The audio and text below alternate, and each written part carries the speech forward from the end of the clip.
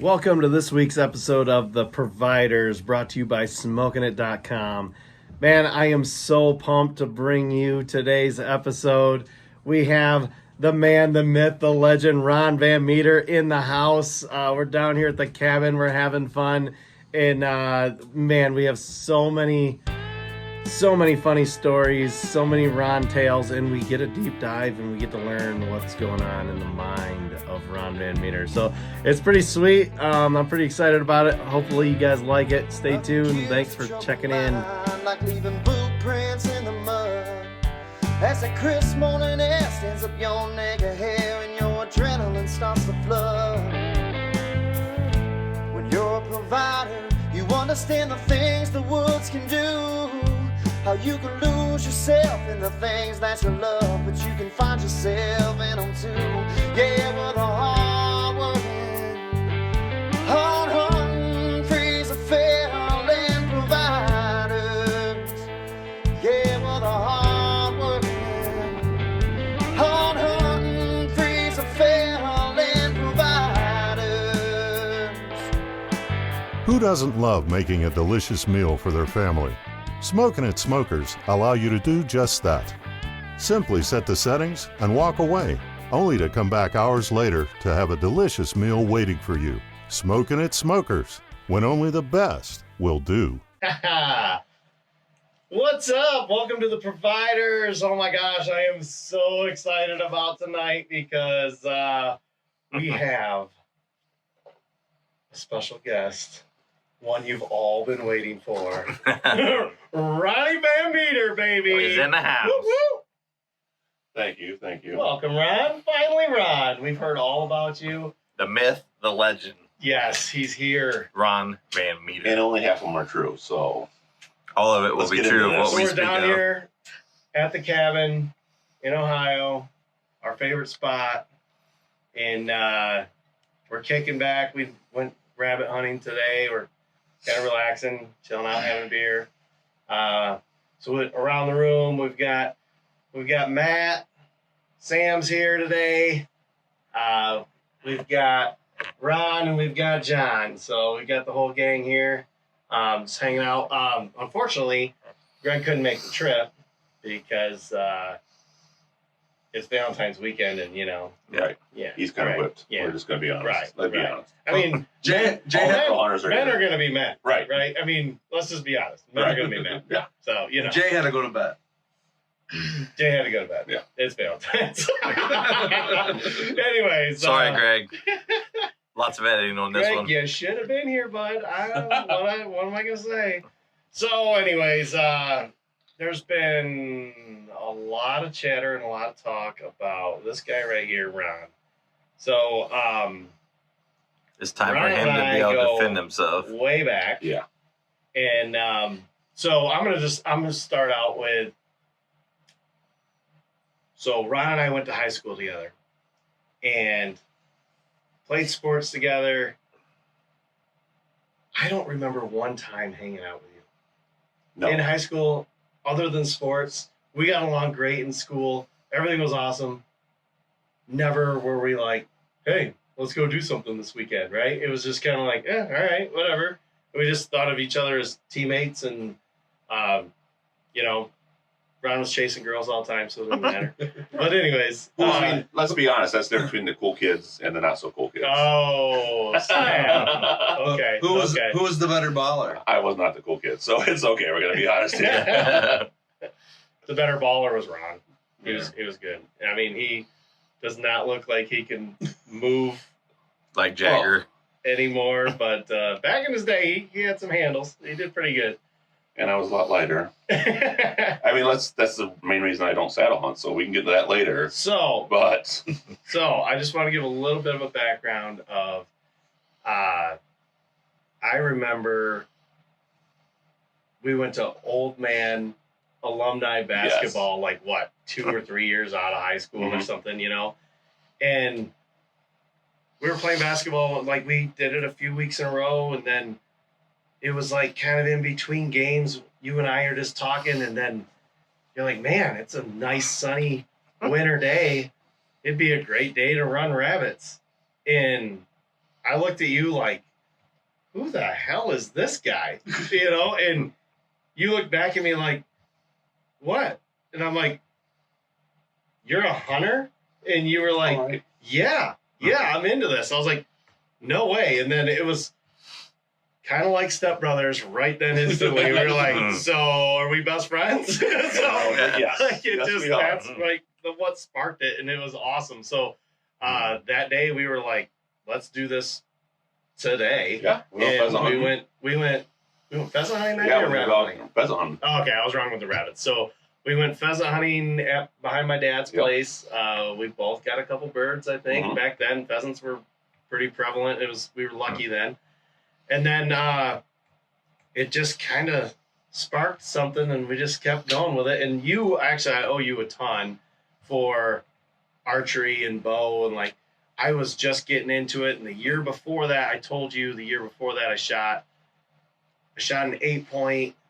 It would have been my first buck with a bow, and I lost it, and it tore me up. And you were like, oh, well, how often do you shoot your bow? And I'm like, I don't know. I shoot it a little bit before season or whatever. And you were like, no. All of a sudden, we went to 3D shoots all year. We went indoor and shot. I mean, we were shooting constantly. So I really appreciate that, and I owe you a lot to my hunting just because of all that. But in the mix of it, we also have a lot of messed up Ron stories. So I would I would rather kind of focus on that. I just want to give a little background of our hunting past, but oh my gosh, the stories that we have. The teacher definitely became the student after there was a crossing path there. Where I was like, okay, go ahead, take away. Here we go. Show me how it's done. So, one thing that Sam pointed out when Sam was probably 12, what did you point out about the attire that Ron wears into the woods? He loves to wear blue. That's his favorite sweatshirt is actually blue. That's his lucky hunting sweatshirt. Yes, his lucky hunting sweatshirt is a blue. And hoodie. what color can deer see in the woods, Sam? Blue. Right. Okay. Yep. Which, if we're going to be honest, I still don't believe that. I still believe He that. has killed many deer with blue. Yes. It's just exactly. standards. It's like everything else. It's like, you guys have standards that are up here. Right. And I'm like, if it's brown, it's down for years. Now, lately, in the last 5 years, I've gotten better. I mean, I shot a couple nice bucks. I mean, you know, Was you whatever. But, it's like, was you I'm wearing also, blue you're at right. that time? Yes, I No. have. No. When you shot your biggest buck, was you wearing blue? No. No. Blue, But blue is not even close. if we're going to talk about my biggest buck, I'm going to be Yes. honest. Yes. I hired an outfitter. Okay. This is when the student took over. Yeah. So we've been hunting this farm for a while. And we've come down to Ohio for 10 years now. And all of a sudden, I'm always like, okay, there's a tree 25 yards from the cabin. Why don't I just go sit there? Because. And ride the 4-wheeler in. Right. Well, okay. That's a good point. Let's just start right there. 4-wheelers. Okay, listen, people. Oh, don't get them Listen started. to the. Don't get 'em started. You've got your Greg Francis's and you've got your Steve Ackrights out there. Okay. Oh my God, the 4-wheelers, they're not going to mess up the hunt. They are around farmers all the time. Okay. Ride your 4-wheelers out there. Fat guys don't want to sweat. First of all, if you're riding a 4-wheeler, you're not going to be sweating. Okay. It's about scent When control. I It's about scent walk, control. yeah, it's not control. When I walk 50 yards to 100 yards, I'm sweating like every fat guy. Okay. But when I ride the 4-wheeler, not so much. So, quick question. Are you scared of the dark too? I'm just going to go right here. Oh, wow. He's just. I'm we don't even have going right to attack into him. it. He's just This- going right well, at yeah, it. because Ron's I, going to give up all Wait, this wait, stuff. wait. Okay, we have to go time back listener, and dive. first time caller here. Okay, As long I've listened to all the As long as we podcasts. get to deep dive into all these, I don't know. Right, You go yeah, right ahead. yeah. Make us a list. Yeah. Okay, everybody, take a look in the mirror. Are you scared of the dark? Yeah, I am. Totally scared of the dark. Why? But guess what you do? Is you put a little earbud in your ear. You listen to anything, Britney Spears, Christina, whatever you want to listen to, and walk to your stand.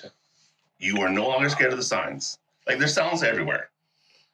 Okay. So you'd rather be snuck up on murdered and not know it Yeah. Oh yeah. If I'm going down, I'm going down going. Surprise. I did it again. I mean, come on, let's be honest here. If you're gonna die, which way do you want to go? Like knowing it, or like, oh shit, that happened. Oh, here we go. Oh my. So, but anyhow, earbuds, that's gonna save your life. Save your life. That's just a tip. Pro tip of the day. Yeah, and if you want to, another tip is if you want to be a saddle hunter, eat some salad. Like if you want to be in the saddle, eat a salad Oh my god. because otherwise, it's a wedgie Okay. coming straight at you. Okay. Go ahead. Let's All right. rewind a little bit. Okay. So Gotta bring it back. we know Yes. that you wear blue, and blue's your lucky shirt. Mhm, So true. Ron would usually, someone would shoot a deer, and we'd go out to track it, right? And we're all out there. You're wearing either hunting clothes or Jeans. some crappy jeans that you don't mind getting dirty. You got muck boots on in case you're getting into some nasty stuff. You know, like Not a wrong. hoodie and a hat and flashlights, right? Not we would wrong. get- I don't know why we never paid attention. We were just excited to go track a deer. So we would get a group of us together and be like, hey, we got one down, let's go. And we'd be in the middle of the woods tracking the deer, and then someone would stop and look at Ron and be like, what were you thinking? Like, what happened? So he would have work khakis on. Half the time that you were tracking, you would either have slip-on work shoes, maybe you'd have boots, Any loafers. just depends, and then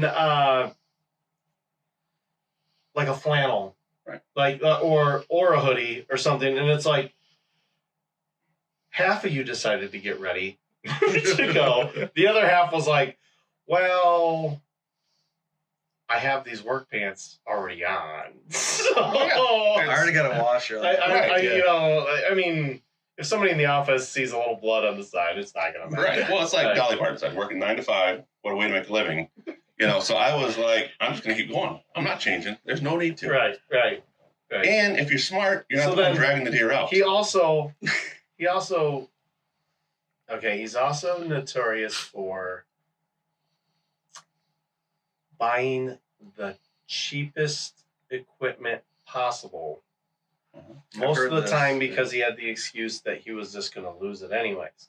Right. So like a trigger release, he's going to there's a $40 trigger release or a $50 trigger release, or a $10 or a $5 trigger release. He's going to buy 2 or 3 $5 trigger releases and just say, I'm going to lose it anyways. Yeah, that's right? basic math. Okay. That's how that works. And Basic save math. money. then Right. If you got a $40, you can get 5. he had these pair of overalls that were camouflage. They were real tree camouflage from 1985. Third generation, right? I think. Yeah, I handed think I was the third generation to wear them. Yeah. And he wore them every time he hunted. And then he got a hole in the knee, and it was a pretty significant size hole. It was pretty big. So, does he replace that with some camel pants or some different bibs, and does he replace them at all? Duct tape. No. His wife, his sweet wife at the time, was like, Ron, I'm going to take care of you. She went ahead and patched it with a big old blue patch right over it. Nice. Blue jeans. Yeah. It was like, Ron didn't care what he wore. Mm. One thing about you that I love is you really don't give a shit what anybody thinks. No. And that's awesome. That's a great quality, and I wish more people had that. To be I've got a honest with wall to you. prove it. I mean, it's but it's just, but it is pretty fun. The attire that you have. I once witnessed this man. We're all the way up north. We had to cross a small river, and actually he had to cross that small river to get to his tree stand and his feet kept getting wet. So he used Wonder Bread bags and put it over his feet and then into his boots. And he was like, "Yep, this is what I do every time." And I don't know, did it work? Well, yeah, but the younger generation, that's called MacGyvering it. Like, it's like there's a problem, you figure it out. But now he's got blue moon boots that he takes out there. Yes. Oh, I have got Those are better. fancy. Those came this Because you know what? Let's Those not were- lie. those were Now I born have a little today. bit of money, Yeah. so I can now make you the got big choices. Yeah. Yeah. And I don't have a wife saying, "Listen, you have a limit now." Right. So Now you get moon boots. you're right. Yeah. They're $25 on Blue. Amazon, but And just they look cool. blue, for the record, blue. Moon boots. Napoleon Dynamite. Yes. Blue. Tell I mean, me, we guys. probably should talk about your cheapness of broadheads you get. What's some of the best broadheads you found that work really good that resemble maybe Coca-Cola, Pepsi? They were made out of aluminum, and Yes. I honestly think that they would have been great broadheads if we'd have gone with them. Yes. Did you use them? Well, no, because that's the one time I probably let the peer pressure say that's not a good idea. Okay, and I'm not saying How were those, Ron? If I remember right, we did kind of test those out a little bit on a squirrel potentially. Okay, wait. Let's describe this broadhead. Yes. It literally was. You have a pop can handy. It was a pop can that was actually for a second, not popcorn, aluminum. They didn't like you to say pop can, aluminum right? can. Yes. Can, Yes. yes, that's aluminum can. And Yes, that's they better. were- That's better. They The were thickness of a pop can. They were what 3 or 4 triangles chiseled out, Mhm. and But you got it to was- use your own it practice. yeah. Yeah. Hold Yes. on. They were like, oh, I can't even explain it. We So, will try to have so a like picture, like a picture of them to be posted right up here. like a triangle During would this go podcast. in 4 directions, right? Uh-huh. And they're all jagged edges so that they would cut, and all of that is all hooked together, but there's a circle in the middle because your field point Mhm. is what held that all together. Okay. And what is the number one selling point of all broadheads? It flies like a field tip. Yes. This was a legit field tip Yes. with Was it- aluminum. Stuff flying off Yes. of it. Yes. Okay. Okay. But I'm saying. for everybody out there, would you take your field tip to the woods to try to kill a deer Right. with aluminum hooked to it? No. Just Okay. saying. Okay. On the flip side, Yes. Flip He I liked the remember- challenge. He liked flip the challenge. broadhead side. I remember a specific hunt that Ron gave me so much crap over because it was the Michigan State football game. And we got to watch this game. We got to watch this game. And Ron's like, dude, we need to go hunting. We need to go hunting. So he was pressuring me like, no, we got to go. Well, there was a piece of state land close to where we were hunting, and they were running the corn in front of it. And he's like, oh my gosh, we got to go back there. Like we've got, we both had doe tags for state land that year. And like, we had it all mapped out. Like that's what we wanted to do. And, so we zipped back there and we set up pretty close to the field. Like we were, I call it a normal hunt, but yeah. we were in the woods on state land, but they're cutting this private cornfield in front of us. Well, Ron had gone out and bought what I call Meyer specials, and he just bought, I think they were $5 for 6 broadheads or Right. something like that. Regularly $10.99, but they were $5. Blue light special. So, yeah. Right? He was going to lose a couple of them. So yeah, he was Yeah. going to lose a couple. There was going to be some squirrels. He was going to have to shoot at those. Mhm. So I remember before the hunt going, dude, really? You're going to use, he's like, come on, there were $5. Like, yeah, I'm Mhm. going to use them. So we both go, and all of a sudden, does come flying out of that cornfield. Ron shoots one. I shoot one. It was like sweet. Like, this is awesome. And I remember Ron's ran right back into that cut cornfield, and it died, but it died on that private land. And we went out and talked to the farmer, and we were like, hey, do we have permission to come out here and get our dough? And, we'll wait till you're done or whatever.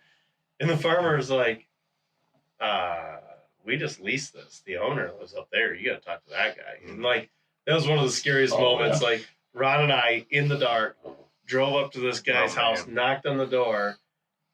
This old-time farmer dude answers the door, and I'm like, sir, we shot a doe, and it's on your property. We'd like to retrieve it. And I remember he stood there and looked at us and gave us like a stern, shocked look, like, what are you doing? And then he goes, all these years, nobody's had the courtesy to ask me.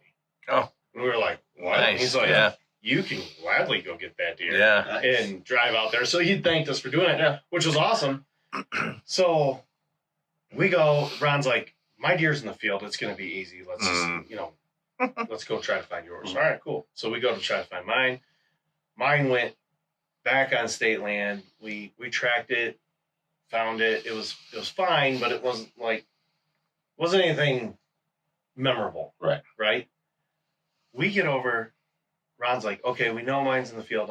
We're both like, yeah, but we want to track it and see what happens. Ron took that $5 for 6 broadhead, and he absolutely smoked this doe. One of the best blood trails I have ever seen. Like, it was just unbelievable. Like, it was just crazy. And I was just beside myself after that. Like, what is going on? So nice selection. Right. As much as we pick on you, should have went back and bought more doing those types of things, it all comes down to placement, and you absolutely smoked that doe. So that was kudos to you on that one. That was pretty sweet. But I do remember that one. That one really stuck out to me. But, as much as we pick on you, you are still a pretty good hunter. So let's talk about kill mode Ron. Yes. Can we talk about kill mode Ron for a second? Yeah. Sam, you got any comments on that? Yes, he does. Well, we did see a coyote coming up here, and my mind instantly thought, hey, remember when Ron shot a coyote and 3 does in the same night? Yes. Okay. So here's how I start out every hunt. Okay. I get into the tree stand, and I'm like, hey, God, how about I just see a deer? And then, you see a deer. And it's like, you know what? How about if I just get one close enough to shoot it? And then that happens, and I shoot it. And then I'm like, well, that was quick. So then I'm like, you know what, Jesus, let's just maybe throw another one in there. And next thing you know, it's like a couple more. And I'm like, if he wants it, I'm going to do it. So, and we like jerky. My daughter really loves jerky. So every once in a while it is that you go all season. And what do you always say? I'm going to shoot the does later on. And then you realize that you're married, you have a life, you work. And all of a sudden it's like all this time that you planned on hunting gets down to a one-night special where it's like, hey, listen, it's got to happen tonight.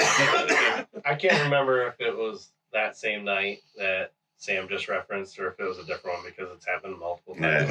I had addiction. But I have a little enclosed trailer, like a 5x10 trailer or something.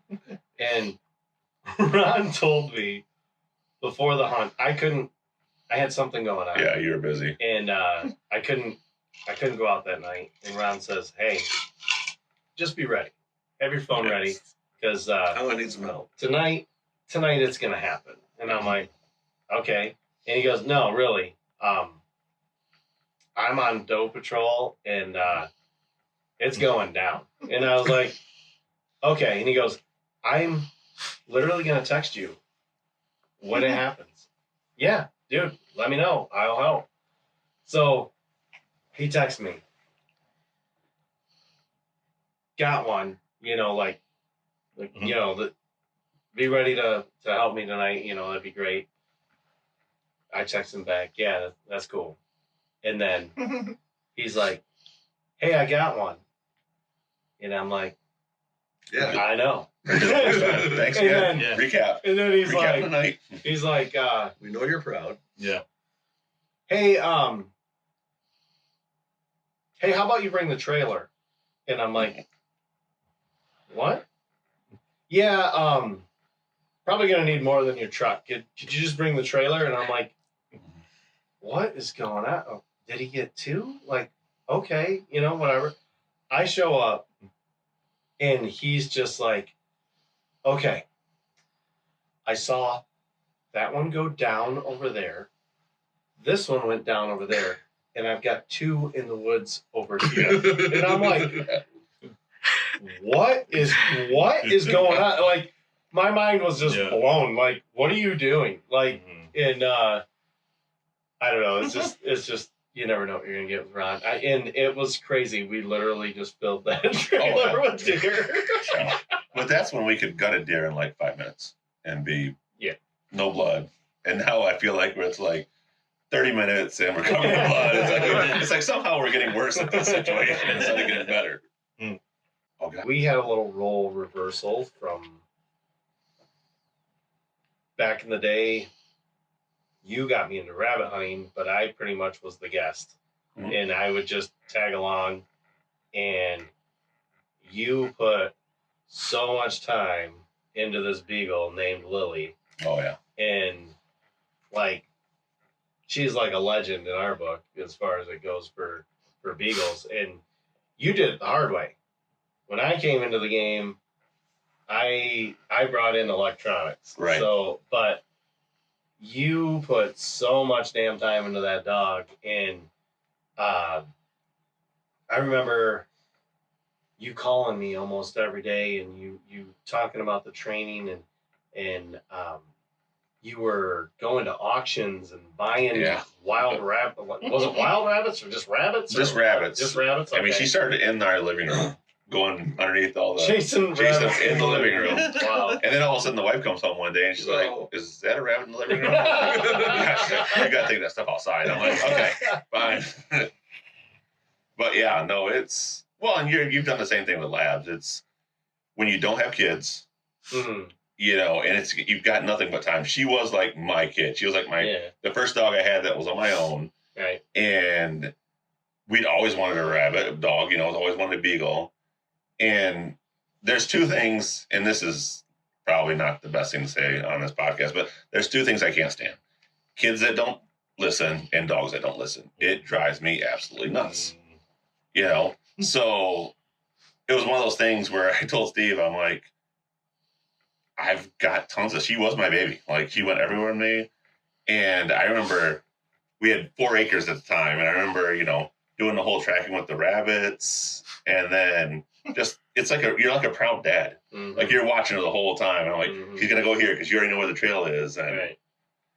yeah. And then you're scared all the time because you don't have the electronics where it's like, oh gosh, where'd she go? If she didn't come back. And nowadays you're looking at it, you're like, yeah, my dog's, 150 yards out. And it's like, So, oh my goodness. so then I came into the game, Sam was 3. Mhm. So my oldest dog is 13. And I got into it surprisingly because my wife. Right. She was like, hey, we should do something with the boys that keeps them outdoors, and we could go to dog trials and do all this stuff, and let's look into beagles. Her grandpa used to be into beagles big time, and he was a well-known name back in the day for beagling and stuff. So she really wanted to do it, and I was like, yeah, okay, we can look into this. And you went with me to pick out my first dog. Oh yeah. You kind of showed me some tricks about picking out the dog and doing things like that. You actually pulled out this piece of like a hunter stick or something. Yeah. And I was like, what are you doing with that? And you put it on in the person's yard. Mm-hmm. We brought the puppy out that we picked, and you made sure that she smelled it and grabbed it. And it was like, oh, that's kind of a cool, little trick. And then my wife was like, yeah, I'm not just going to let my dogs just go run around and get hit by a car and all that stuff. So she looked up the electronics, and that's the system I have today, and it's expensive. I would have, if she wouldn't have suggested it, I would have never got it. Right. Like, I mean, just this was 13 years ago, just the handheld receiver and one collar was $800. Oh, I remember when you told me, and I was like, in every additional collar, every additional collar is $300. Right. So it's like, holy crap, that adds up quick, but worth every penny in my book. Just for think about when we lost Jack. Yeah. There was no track. If we had tracking on him, we'd have found him right away. We lost him for 2 weeks. Like, Joe, it was just Joe's dog up at over kind of by Dave and Lynn's area where we go hunt, but we were on state land and he was just gone. Yeah. And he was notorious for jumping on a deer and, taking off. We had talked about that in a previous podcast already, but like that's shows, how serious that is. And with mine, I can track the dog everywhere it goes. I can tone and shock the dog. So the tone is like a warning sign. And then if I have to shock the dog, that's like, hey, I need you to stop right now, or I need you to come here right now. You just had her trained. And I thought Lily was, I always teased you that Lily was half lab, because there was times where she would bring the rabbit back to us. There was times where we saw her swimming after stuff. There was that dog was the ultimate beagle, and it was because you put the time into her. But also, my oldest dog, Daisy, who's pretty much retired now from the hunting world, so we have her inside now. Her very first rabbit was with Lily. Lily's teaching her how to do it. So it's pretty cool that, we go way back enough that it was like the starting of what I do for tradition wise and what we bring to the table with you guys and bring you out and do like you probably didn't even know the foundation of any of that, right? I mean, like you show up as the guest now for years, right? Like, hey, we rabbit hunt here we are, and like Ron looks like the tag along, right? Like Ron's just like, hey, I'm just here. If I get a rabbit, I get a rabbit. Right. But he's got so much background and so much knowledge into it. It's ridiculous. And you wouldn't even know it. He's just like, I'm just out here enjoying it. You know what I mean? But which we did get to see the last few good years a little later. Yeah. When we first started coming around, which was cool. Yeah. And she had the unique markings too on her. Because you're always like, don't shoot my dog. Right. She had a marking on her back that looked like a rabbit silhouette. Like, yeah, and she's a lot like my hunting career, where it was like, I didn't, the real hunters are the people that tell you, you don't pet your dog. They stay out in the kennel and they're hunting dogs. Yeah. Like, they're not family. And I did the complete opposite. Like Steve will tell you, I would rather have somebody sit in the back of my truck than my dog sit in the back of my truck. Yeah. And it was like, she was like literally my first kid. I mean, it was thousands of hours. We were going to dog trials all over the place. And so Renee and I would travel on weekends and stuff and take the dogs. And we're now in this hound dog community, Everybody's got dog boxes. You put your dog in the dog box. That's what you do. You get there, you make sure their collar's ready to go, and you hit the woods. Not Lily. No. Lily is up. She's in the cab, if not in the front seat. Right? Yeah. Nice. She was definitely spoiled. But it's like when you don't have any kids and you're just like, she was like my first kid, where it was like, and she still performed, right? I mean, she performed really well. Amazing. Yeah. Amazing. Yeah. It was actually my first lab that I got. She trained my first lab how to retrieve. Nice. I would throw her things and she'd retrieve it, and then the lab would do it. So that's awesome. But and so we got to the point where she passed away, and I told Steve, I was like, I don't have the time. Mm. And it's like anything else. It's like when you have something that you think, okay, I don't think I can get a better dog, and I don't have the time to put in a dog. Yeah. And then he came along, and we got him dogs, and I'm like, wait a minute. So I get to go shoot rabbits. I get to go have fun. Don't have to do And anything. I don't have to feed dogs, take care of them. Was that the start of your Wait a minute. hunting? Oh, yes. Oh, yeah. Okay. Here's another. Let's hear more about that, John. Well, speaking of that, here's another tip for all you hunters that hunt in groups. When you get your orange vest, don't get the one with the bags. Because if you do, guess what? You're the one carrying the rabbit, you idiot. Yes. Okay? So that's another tip there that I feel will help a lot of people out there. Around. You know? So. John might have had that today, actually. It's all I'm good for is hauling stuff around. Hey, John, can you carry this rabbit? We'll shoot him. You carry him. Think of some good Ron stories. Well, some of my favorite ones are have been actually right here at this cabin Okay. when Ron shows up. Right. Because I'm not sure what boots he's going to be having on that he bought all the way down because he forgot them. What release he might have because he might have forgot that. Right. First of all, Steve, do you have my? Steve, do you have my? Steve, do you have my? Right. Yes. Every good relationship has somebody that forgets stuff and somebody that. You always know where Ron has sat at a property. Yes, this is true too. There's always a glove, a hat, a trigger release, little scent Debbie wrapper. dispenser, Debbie wrappers, Arrows. Yeah, there could be. I mean, there's a trail of like. He's not hiding from anybody. I'll tell you that much. Yes. He's just leaving a trail of Ron here's was my here. stuff. Right. Ron was here. People know. People all know. But And also when Ron shows up to camp, what does he bring? Usually. Starts with little. oh, Debbie's. I mean, Yes. you're not even a hunter if you don't have little Debbie's in your backpack. I kind of agree with that. Yeah, no, This- it's like, This cabin never saw little Debbie's until Ron started coming. It's a Michigan thing. Yes. yes. There'd be tables full of little Debbie's. Okay. There's probably still some left from last year or the year before. No, you have to have little Debbie's and snacks. I'm like a grown kid, so it's like within the first hour, I look at my backpack and I'm like, I've already eaten all my snacks. So what am I going to do now? And that's where listening to episodes of Pastor Productions podcast come in. You know, I listen to those, and I listen to In Your Stand. I listen to Nice. a lot of murder mysteries. Oh my God. Stuff like that. It's just stuff to pass the time.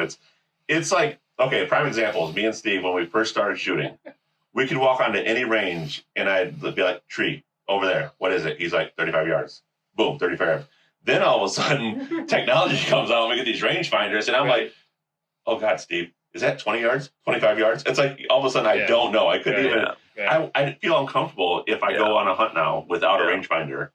And there was a point where it was literally 56 yards. We're like, 57 and a half. Here we go. Boom. When we hit it. And now it's on. It's like, so in some ways, technology has hurt us. I say the same thing with like GPS. Some people use their GPS to go everywhere. Yeah. I'm like, that's true. You don't remember how you got there? No, I don't. Right. Like, so I totally agree with that. Like, you should be able to walk in the woods and be like, that's 20, that's 30. Right. Yeah, without second guessing yourself. Mhm. So, Yep. Rangefinders have yep. ruined things on that. That's for sure. Yeah, totally. And then back to the four-wheeler experience. Mhm. Do we want to talk about four-wheeler experience in Ron VanMeter? Let's do this. He's got his own philosophy. So the first few years he came down here and he found out I had a four-wheeler on the property. Yes. Ron was like, hey, I'm going to use the four-wheeler, go down the 8 acres. Ron, it's only like 40 yards down. Yeah, but I need to ride the four-wheeler down. It doesn't affect the deer. Okay. First of all, you say it like it doesn't go 10 yards and then a 1,000-yard drop. It might. I mean, it's not But like this also helps get rid of the little Debbies. well, But was thinking about the walk back. I was trying to get you saddle ready. that also brings us back to the sweating. You don't have to That eat also salad. You brings just us got back to walk to up and sweating, down. okay? You just got to walk up and down my hill. Okay, please type in and tell me, people, that I'm not the only guy that goes out there, and by the time I get to my stand, I'm like drenched in sweat. But when you ride a four-wheeler and all you're doing is pushing the button, you don't sweat at all. And the gas smell. And the Farmers, motor tell me how many sound. times you're out in your field and you're driving around your tractors and your ATVs, and all of a sudden the deer just watch you. I proved it to this guy 1,000 times, and he just won't. Let me put this out there. The last time a farmer was on my property, never. A tractor, long time ago. So that doesn't work here in Ohio. Your property's a little bit different than Right. like Yeah, a yeah. running lease Yes, or whatever. So it's Yeah. I'll give you that credit, but I'll also give him that credit. Like they are different things. It is Although, different on our in lease, this state versus that state up north. Just a little plug. Our farmers out on our field all the time. I'll tell you that much. No, but So you I can think kind I've of- proven the fact that we've driven by a couple times. and On if our you stand lease, we there, have the trucks and the tractors and all the stuff right behind the platform. Yeah, that's true. Constantly. That's true. In Ron's defense, I have rid on a quad with him, and we have pulled up right on a deer. So yes. Oh, really? Finally. I'm not saying that it's the My best own strategy. son. I wouldn't. I Did I wouldn't. mention we were wearing blue at the same time? We're- Son, these Yeah. things. I wouldn't ride a quad to my stand. Wow. And why wouldn't you, Sam? Let's get to that point. Because he's in great shape. He plays football. It Okay. has nothing to do with This is great not. shape. We're not talking about. Oh, you're in great shape. All of a sudden you're skinny. Listen, fat people like me. Okay, we need the four-wheelers. Please, people, Think I come went with me. 10 if you ride. Join the ride a four-wheeler to your stand, and I'm talking right next to your stand. And then send pictures of the bucks you shoot. Okay, please do that for me, so I can get these guys off my back. And for once, we can all ride four-wheelers to our stand, and oh my God, life would be so great. You don't understand. Sam, back to you. Why would you not ride a four-wheel to your stand? Oh well. I saw it on YouTube. That was a bad thing. Let's be honest. Get out of here. My dad said so. Come on. Come on. Well, I don't want to scare the deer away, first of all, and you know. Yeah. That's, Okay, that's it. That's a good point. But are you looking for a wall hanger every time? See, I'm not looking for a wall hanger. So I'm that's looking what- for a good deer right now. So Or that's the ones that aren't as smart. Right. that's Yes. that. Those is are what everywhere. I've been trying to say, and I keep bringing up in this podcast is that there's so many different style of hunters and what their approach is and what they want to do. So I don't know. Correct me if I'm wrong. Okay. I think you are the guy that wants to see a lot of deer. Right. So your quantity over quality.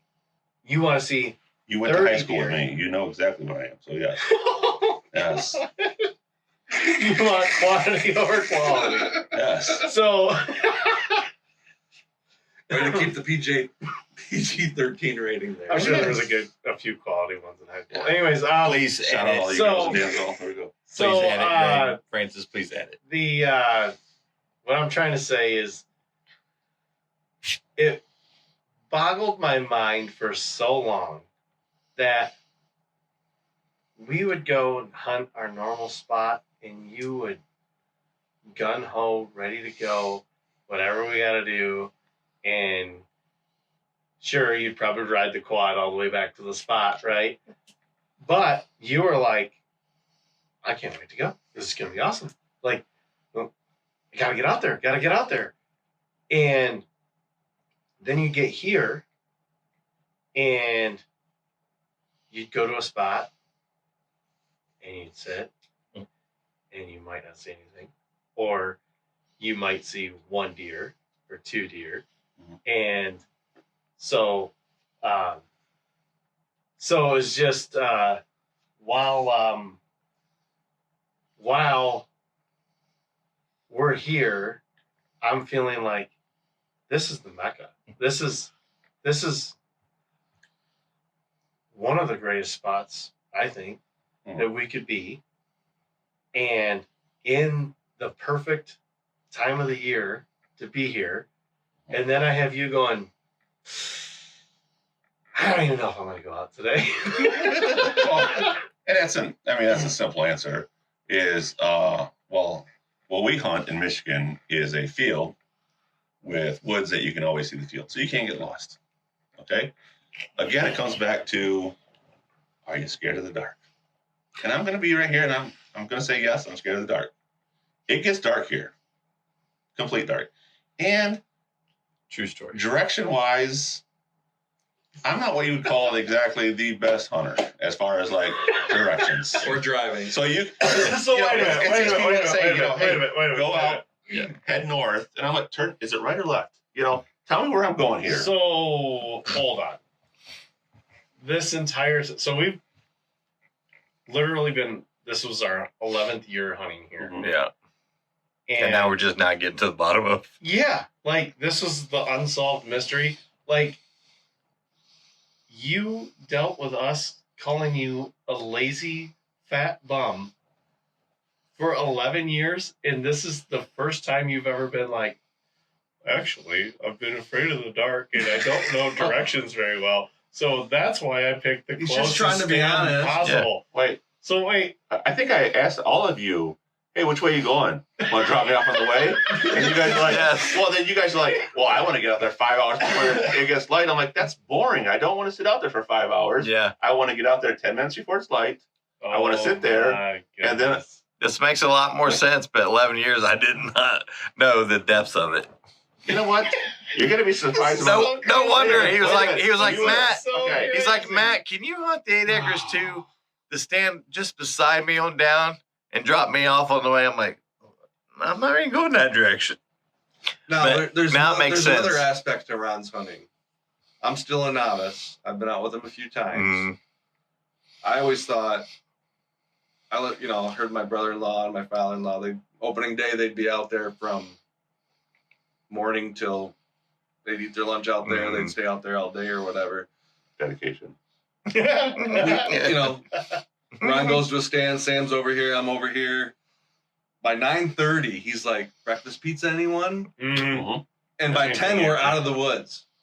That's Yes. a long time compared to what he does here. Yes. For real. Usually about a quarter after 8, he's already like, Okay. guys, Yeah, he's already making comments. is anybody else starting getting to bug hungry? the bear, like Yeah. testing the waters. Sending pictures of pizzas. He's like, hey, well, Am I lying, Sam?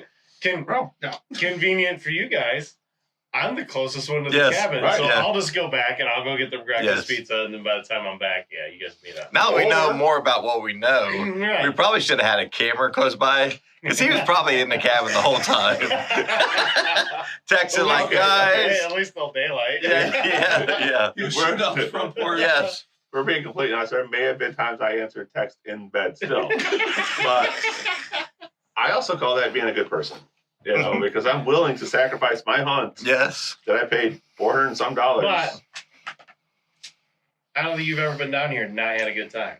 Oh no. I don't I'm think always you're, gonna have a like good time. you're always having fun. Mhm. And that's a very key takeaway from it. Like a lot of guys deep dive into this so much that they just will let that deer from last year haunt them. Yeah. And then they come out into this season and they're like, oh, it's not going to get by me this year. And then they just get obsessed and then they just keep going and going and going. And, and it takes the fun out of the game. And it happened to me. Mm. And it wasn't even because I've never considered myself the big buck trophy guy. Mhm. Like I've never classified myself as that or anything.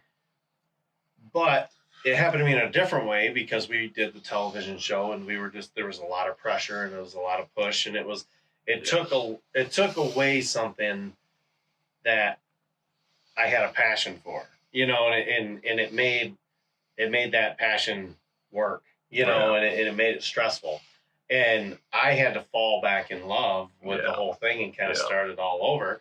And, but I had realized that, and you just love being out there. You just love doing it. Like that's your one constant thing and you really have a I don't give a shit attitude, which is awesome.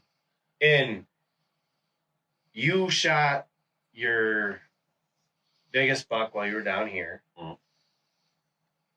guided and hand fed to you, but placed in a specific tree. spot in a certain tree, and carried in the climber the day before by your guide. He's gonna be right here, so why don't you just sit right here? Anyways, but and walked him in because it was dark. That we now know. Yeah, that's the only reason he probably hunted that day that morning. Exactly. 100%. But thank you, Steve. I'm waiting. You're welcome. I've said thank you You're multiple welcome. times. No, I'm just kidding. So when I tell anyways, the story, I always say I'm just messing with you. But actually, that was the best hunt though I've ever been on. Because unfortunately, you made a bad shot, but the memory of that hunt we'll never forget. But we talked about that on one of the episodes. Yeah, but the best takeaway from that whole moment, was when Ron jumped that deer and he's by himself, like away from us. Guys, he jumps the deer and he's like, guys, oh my gosh, I just jumped a monster. Yeah. It was an absolute monster. And he looks at it and he sees the wound from where he shot the deer and he goes, oh my gosh. That's my deer. That's my deer. That's my monster. That's a classic. I actually shot a monster. Yeah. You know, like that was like the coolest thing ever. Was like,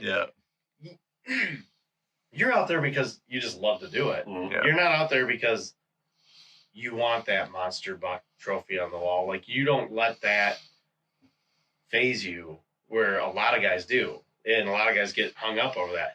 You're the perfect example of not perfect, but you're a very you're the good, example. You're a very good example of the hunter that I was talking about in a previous podcast, where I'm talking about, hey, if there's a doe, shoot it. If you're after the meat and you're after the thrill of the hunt and you just you're wanting that action or whatever, shoot that doe. You know what I mean? Like, you have threaded the needle like no other and pulled off the most amazing hunts I've ever seen. Yeah. With a doe. Right. You know what I mean? I get buck fever like crazy. Right. I messed up on so many nice bucks that it's like crazy. But you gladly would go to Thanksgiving and be in front of your family and say, I shot 3 does this year. Right. Yeah. Right? And or you would show up some years, and I know that back in our day we were stacking deer. I call it. Brown is brown. But you'd be proud if you shot a 6-point. You shot a 6-point. You know what I mean? Like our first year down here, you shot a 6-point. You were proud of it. It was actually an old, big, mature, the most mature 6-point I've ever seen. And for being honest, that was also a guided hunt too. Let's just I got told her to hunt, so let's just brag. Every big buck I've ever shot has been gutted, just so you know. Actually, I pay big money, so if you want me to go, if you want me to put me in a train, in a stand, I will pay you money to shoot a big buck. Actually thinking about this now, I feel bad because now I feel like I need to walk around 2 stands when he comes down. And I'm okay with that. I'm completely okay. Yes. Well, okay, so here's the so I promise you next year I will walk you, but you need to stay there past 9:30. You're gonna ruin all of our. Okay, but we're not going to do it. There's not going to be any saddles. I expect, I want ladder stands because I'm not like even a hang-on guy. I want ladder stands. It's going to be sticks and a hang-on. See, okay. If I'm walking you to the stand, there will be sticks and a hang-on. There's more to the story. Yes. So the rest of the story. Ron did a landscaping side job business for a few years, and so he gets way up on this ladder. I wasn't there, and maybe you want to tell it, but he gets way up on this ladder. He cuts this limb. He winds up falling. And, 30 feet. So you're scared of heights too because of that? Okay. So what happened with So before this situation, I would always still make Steve set all of our stands and stuff like that because work smarter, not harder. And I'm like half my Mexican. I'm half Mexican. You know what I mean? So I'm like, listen. And I've always promised his wife, if something happens to him, I will support her and I'll be there for her. Wow. So anyhow, that's just our friendship. That's how far it goes.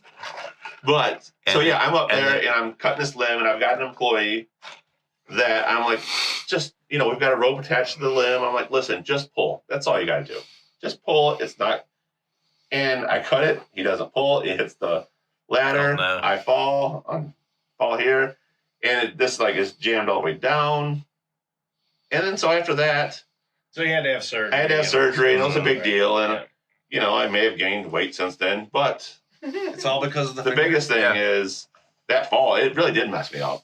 Mm-hmm. And then, and I'm not only scared for myself, I'm scared for Steve. So when he goes up there, this is no joke. He's up there, and I'm shaking as I'm holding this ladder stand up there. I've literally been Felt the up ladder at shaking. the top, Yeah. and I'm laughing at the top, looking down at him like, dude, I see you straining to hold that ladder stand. You're literally doing nothing right Yeah, now. yeah. But in my head, I'm he's like, saving his no, life. Yeah. no, I'm not letting go of this ladder. Right. Yeah. I would not let you go. Me up. Right. So the funny thing is, when we stopped doing the show, and he's like, he fell in love with it again. My love was being with somebody in the tree stand. Yeah. That's what I enjoyed was the talking, No talking in the stand, Ron. Well, okay, let's be honest. It's nice having somebody else to walk you out to the stand. Yes. You can also email us too and just say, I like having somebody walk in the stand. It's okay. We're big men. We're grown-ups. We can admit it. And also I get bored easily. This is an honest time right now. I get bored. But when you have a cameraman. Do you also fall asleep sometimes when you're No, that's out the only hunting? thing I can't do. When you're duck hunting? When you're duck hunting. Oh, Maybe. You're laying down at that point. Yes. Oh, in the field. No, in a lake. In a Saginaw Bay. Yeah, in a layout. Huge. Oh, yeah. huge open water lake. Yeah. What were we? A mile or two Yeah. offshore? Yeah. That was And- fear. Like 50 feet of water? Yeah. And you're in a 10-foot little Yeah. Layout boat. layout boat? That's not sleeping. That's fear. That's legit panic. Because I'm the kind of guy in a kayak. Time out. Right. He's laying here. I had gone out, or was it just the two of you that went first, or was it did I go first? I think we went out first. I don't remember. I don't remember remember. being scared. Or, yeah. I remember I got. Maybe you went out first.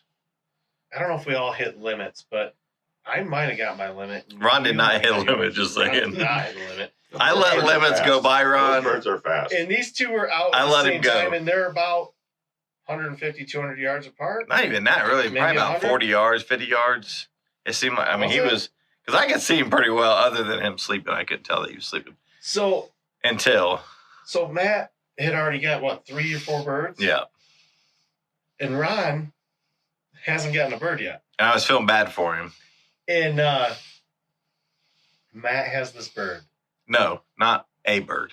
A group Oh, of birds. And they fly directly over Matt. And Matt's like, But they're going towards Ron, No. perfectly towards Ron. I'm going to be the nice guy Yeah. and let him go right over to Ron. And then Ron, And I'm all excited. I'm like, Ron is this is awesome. This is awesome. This is Ron's awesome. there, And I'm you're- like, it's like you're laying down, right? And then you have a row of decoys out in front of you, and you're just waiting to pop up and shoot. yeah. Well, he's like this, and Matt looks over and he's like, he's gonna shoot him. He's gonna shoot him. He's gonna shoot him. Wings pretty much almost clip Ron's head. They just go Yeah. Right over him. And then And we had walkie-talkies. Ron, And I'm like, Ron, why didn't you Ron, shoot? why didn't you shoot them? What? Shoot What? Shoot what? What are you talking about? I'm like, Ron! Where? I remember the hunts. And I also remember what you not explain to people is the fact that you're on a big boat and then you're on this tiny floating boat and you're in waders and you're like 200 feet of water. So if you don't make it in this boat, 200. you're going to die. Maybe Not quite 200. You know what? It could have been 10 feet. You're gonna die. Right. I've been in a kayak with you or canoe with you in Oh 3 my feet of water, gosh. and This guy's the worst. yeah, I have a fear of death. It's hard. I know it's weird. Woohoo! I don't want to die, That's totally but natural. yeah. So we're getting to the bottom of a lot of stuff Yeah, here yeah, he's on this got a lot of podcast. Got a lot of fear. That's I making heard a a lot lot of more fear. sense now. But A lot of fear in the dark. I watch actually, a lot of movies. I don't think you were afraid out there. I think you probably had your ear pods in and you were sleeping. I think we've determined I was sleeping, but was I sleeping because I was tired? Yeah. Because Yeah, you were. this guy You were. always gets me up in the Yeah. morning. And No, later you were. on. Yeah, you Right. were tired. Yep. Because we drove up there that morning and Yeah. you were. You Yeah. can't hang with Matt and I. No, I can't. That is true. you were This is sleeping true. for sure. There's been so many duck hunts where I'm like, hey, here's the game plan. Yes. Matt and I are going to get up at 2 o'clock in the morning. Yeah. We're going to drive for approximately hour and a half, Yeah. maybe 2 hours. We're going to launch the boat. We're going to get over here, and then we're going to set up these decoys, and we're going to do this. And you're like, time out. Yeah. You lost me at 2 o'clock. Yes. You lost Yeah. me at 4 o'clock, and you lost me at. And what's he always set up say? Decoys. I'll see you at breakfast. Yeah. Yeah. exactly. But who's always there for breakfast? Yes. What else does That he guy. always say? What else does he always say? It's a game time decision. It's a game time decision. Say that again. It's a game time decision. Yeah. And what's usually the decision at game time, Sam? No. Yeah, and it's always, hey, Sam is great because he has gotten into he's in with a unique set of guys. So he's got a good vantage point that, I'll say that he's been very spoiled as a hunter. Like, we would all have loved to had Me as an idol? Yes, I understand. Ron as an idol. But Yep. the opportunities that he's been given. But there's a lot of kids that could just take that for granted and be like, all right, walk me to the stand, let me shoot the deer or whatever. This kid is constantly asking questions. Constantly. Mhm. So, and he always wants to know the game plan and Mhm. why you're doing what you're doing. So he's always like, Don't wear blue. he's always like, hey, Matt, where are you going? What are you doing? Mhm. And Matt's always like, well, it is a northeast wind, and that Mhm. means I'm going to go over to this set, and I'm going to sit there because my trail camera's been very active, and da-da-da. Like, he gives very specific, these are the reasons why Mm. I'm doing what I'm doing. Then you got, then he goes to Ron. Ron, what are you doing in the morning? No idea. It's a game time Go decision. He's like, Go so where then Matt he's told me like, to. so are you gonna Now are we you gonna know go down more on about the 8 acres, or are you gonna go back behind the cabin? What are you gonna do? And he's like, it's a game time decision, and it drives Sam absolutely nuts. And then he's just like, Well, I have to know where I'm sitting, so right, and, Right. off and, of everybody else. and he's also like, well, are you gonna hunt in the morning, Ron? Ron's like, game time decision. And this is also Sam that got on his brother about not taking a shower. Yeah, For scent Sam control. free shower, all Like, that. Sam is all in. Like, Sam does every tee. yeah, He gets yeah. on us like, hey, wait a minute, are you ozone that before you go out? Right. Hey, are you doing some Right. free shower tonight? Like, Did we get do in this? there. Did we do that? Yeah. Did we Yep. grab this piece? It Yeah. also goes along with the quad stuff. Like, I've got so much ozone on, I don't think I'm. Right. You leaving don't want to that much smell scent. like gas, and Nice. you're not smelling like that. Right. Very true. Yeah. You're very good with all of that scent control stuff. You're making sure you're showering, you're doing the ozone, you're making all those precautions, which is Yeah. awesome. But And you overkill. overkill, and you're not wearing blue. Yeah. How about that? Blue is my favorite color. Yeah, we know. And if we want to go on a scoreboard, I have killed a ton of deer. Kill a ton of deer, he says. I mean, I'm not going to brag. I know but I- little ones. Oh, shots fired. Wait, what was that? Oh. Little ones. I have never killed a big deer. First of all, they're easy to drag out. You've and done they're very tender. well for your age. I'll tell you Yes. that. Dude, Sam at has your done. age, Yes. oh my God, I didn't even go hunting because I'm like, I'm scared of the dark.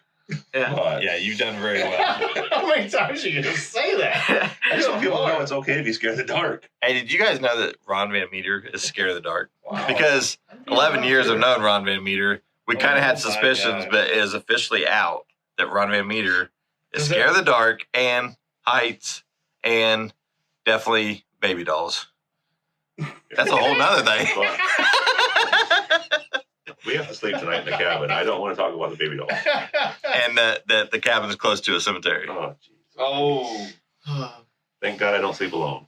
Yes. One time we did I already talk about this before? Which one? If this is the cemetery, it is. We were sitting. No.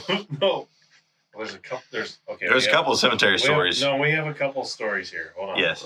So Yeah. one, this is when I first discovered that Ron had some fears going on. We checked the trail cam, and we're sitting in the woods. We're still sitting. At this property, we would pull into a 2-track just in the front part of our woods. So we're in the woods, but we're only like, 50 yards into the woods, maybe, or something like that, or off the road. And I had pulled a card off of a trail cam, and I had my laptop, and I opened it up, and I'm like, let me check this, and then I could clear it, and then take it back out there and put it in. Thank goodness for new cell cameras. Oh, man. Because we don't have to do all that anymore, which is nice. So I'm like, Ron's sitting there next to me, and I'm like, he's like, sweet, let me know. Like, what do we got? I'm like, doe, squirrel, coon. Oh, there's a buck. That's a 6-point, whatever. Okay. Doe, squirrel, doe, kid. And he's like, what? Yeah. And I showed him the picture, and it was pitch dark, but this picture was like, the kid was like right up at it. We're talking it like in your face. Like it was just like the picture we had here a while back. Yeah, it's like like that, but real. Is it a ghost? Well, that was real. It just wasn't. Yeah. So in that instant, he freaked out. Like, let's get out of here! Like he just wanted to peel out of there, right? Yeah. And then I'm like, hold on. I looked through, and I'm like, you could see earlier in that day, or earlier before the sun went down, a combine had gone by. So I was like, dude, it's the farmer's kid just hopped off the combine. Yeah, looked at the camera. He was just looking around, and boom. So, but that really freaked Ron out. So then we get on. No, this is a seriously crazy story. So this is a tree with that little thing doll in it? No. So that's weird too up there by you guys. So we Renee and I were in a Beagle Club, and there was this property that we ran our dogs and trained on, and we'd hold trials at. And they opened it up for anyone that wanted, not anyone, but they said, we have a few openings for if you'd like to actually hunt the property, you could pay extra and do that. Well, I agreed to it, and I said, okay, I'll pay extra. And Ron was hesitant at first, and he was like, I don't know if I want to be in on it or whatever. And I'm like, okay. So I did that, and we were filming, and I said, hey, come out and film with me. I think I found this good spot. I like the area. And we go out with our climbers, and we're up in the tree and just relaxing, hunting, like waiting for something to come in. Just before prime time, he's like right here, right? And he turns and looks at me, and he's like, where? I'm like, what, dude? And he's like, where is it? Where is what? And he goes, you said deer. You said there's a deer. Deer. And I said, I didn't say anything. And he's like, okay, I'm weird. And whatever. He blows off. And he sits there. And then he spins around again, and he's like, where is this deer? And I'm like, what are you talking about, dude? Like, it's prime time. Like, stop messing around. He's like, I am not messing around. I could clearly hear that you just told me that there was a deer and that like in Oh yeah, it was like, clear as day. and so Was he he goes. was he dozing off? So he writes it off. We get through the hunt. We get down. We leave. We get all the way to the truck, and I go, "What was that?" Mm. And he's like, "Dude, clear as day. You told me there was a deer coming. I was trying to get in position with the camera. Like, Oh yeah. he goes, I 100%. swear that you clearly said that right in my ear, like right in my ear." Mm. It was like he was like right here. I was like, What I didn't tell Ron is a year prior to that, Mm. on that property, probably within 100 yards of where I had set up, Mm. a young man had hung himself in a Oh tree no. Yeah. and Yeah. took his own life. Well, And I then told that to Ron, and both of us were like, never. "What?" that was So the first Ron thing I was said. Yeah. so freaked out about Yeah. that. But like, it was like, we were like, gave us Yeah. chills, like, whoa. Like, it was Yeah. just, it was weird. And I knew what tree it was because someone had gone out there Like a memorial thing, too. Yeah, and they kept kind of decorating that tree as a memorial. Yeah. And yeah, that was No. Yeah, pretty. that was like it's one of those movies like you're like, okay, dude, you can just tell me. Right. Just Like stop you're messing with me, messing right? with me, Yeah, okay? He's like, yeah. no, and I'm like, oh, Yeah. we need to Yeah. find a new spot. Yeah. Ron's like, come out. That Well, I was- remember that was crazy. when you guys first started coming down here, it was the same way. He didn't want to hunt over there anymore after he figured out there was a cemetery next to the the. top of the hill. Oh yeah, Yeah. I don't like dead people. Like Yeah. the ghost. Is I not, don't like that people. it's wanna not, be a dead not a big person? thing. I don't like It's- dead people. It's not. Yeah, it's crazy. Well, your mind does a lot of crazy things, like when you're out there in the dark. And Yeah. but We figured that out with you at the dark. yeah, like well, we've had a couple experiences where there was one time. So a lot of people don't understand this when you're married. If you tell your wife that, hey, on Saturday I'm going hunting, Mhm. no matter what the weather is, you go hunting. Mhm. We decided to go hunting one time, I know where he's going. and the whole forecast was like, if you do not have to be on the road, do Don't do not it, be on the yeah. road. I mean, the snow was coming down, and we're Oh, like, yeah. No. It wasn't. It was after you were there, right? Yeah, it just started snowing on the way there, but not even hard yet. And they're like, "This is a massive." their radio is crazy telling us this. storm. Yeah. And yeah, the radio on the way there is like, "Do not leave your house." You don't have to be out. And we're Yeah. like, Yeah. but it's Sunday, Right. and We're we got hunting. the day off. Yeah. Like we're And the wife's already get permission, so right, we're going to use it. We're going. Mm. Go ahead. What happens? So this is going to shock It everybody. was muzzleloader season. Yeah. Yeah, we were muzzleloader. It was late in the season. So I think you're kind of getting our dynamic here. Mm. So he's like, hey, listen, let's go out to this property. He goes, why don't you stay here? I'm going to walk. You know, it's kind of like, I'm going to walk this way and kind of push deer back to you. Mm. Again, the big guy. I'm like, yeah, that's great.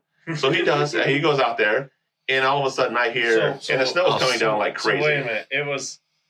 We were filming at the time, Yeah. Mm. but the snow was starting to come down at a rate that we were worried about our camera equipment, and we were like, we can't risk anything.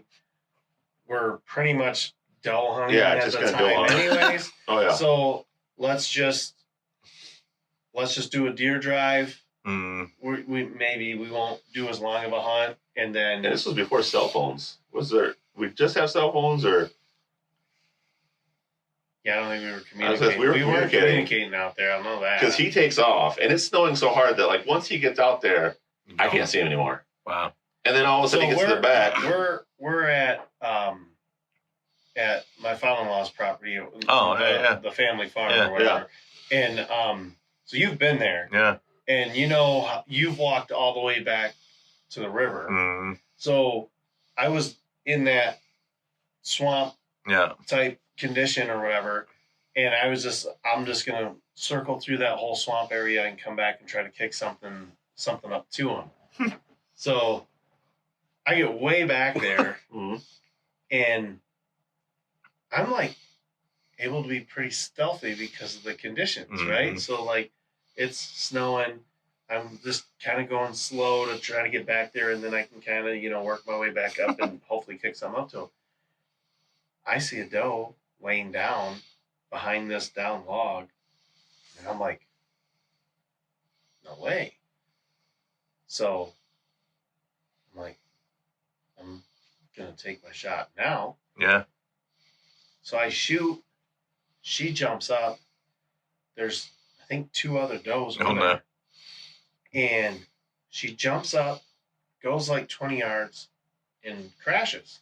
I'm like, sweet. The other does run right to Ron. And I'm like, this is perfect. Yeah. Well, I'm watching my does run to Ron. I hear Ron shoot. I'm like, okay. I started looking at my doe, and I'm like, I'm going to reload my muzzleloader. So I reload, and as I'm ramming the, and I'm making some movement and noise, and she jumps back up. Oh, no. And just bolts. And I'm like, what just happened? Right? So then she runs by me, and it's to the point where I can see the hole. Like, to the point where I'm like, I'm not going to waste another bullet because I can see the hole, so she's going to die. Yeah. And so by the time I saw that deer and I shot mine, it was probably 20 minutes by the time it took him to walk up to me. By the time we walked over to where I shot my deer and saw his go, you couldn't even tell the deer was there. The tracks, there was no tracks. Oh, gosh. No blood. Just buried. No in nothing. snow. There's snow. It just, after I shot and then after he shot, it just unloaded. Yeah. Wow. Like the snow, the amount of snow, huge flakes, just, it was just like, the only thing I can describe it was like a full-on downpour, but snow. Yeah. And it was like, It's crazy. like my deer, at first we got up there and we could see blood. My deer had crossed his deer's path, and it was like, it was confusing, right? So, but then he goes, my deer's over there. I know it's going to be done. Let's go after yours. Okay. We tracked, 10, 20 yards? Yeah. And then it was like, there was nothing. Wow. Like, no tracks, no nothing. we Like, couldn't- you couldn't even follow a deer track.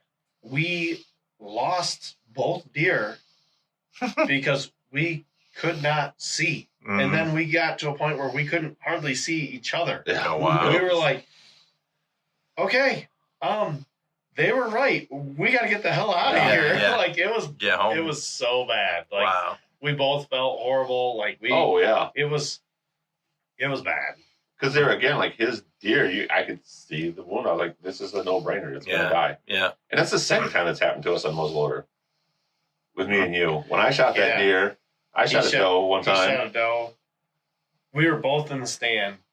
We're filming, but we're both had muzzleloaders, and we're like, all right, I'll film you, but if something comes out, I'll just self-film and I'll shoot from, you know what I mean? Like, we're making the best of our time.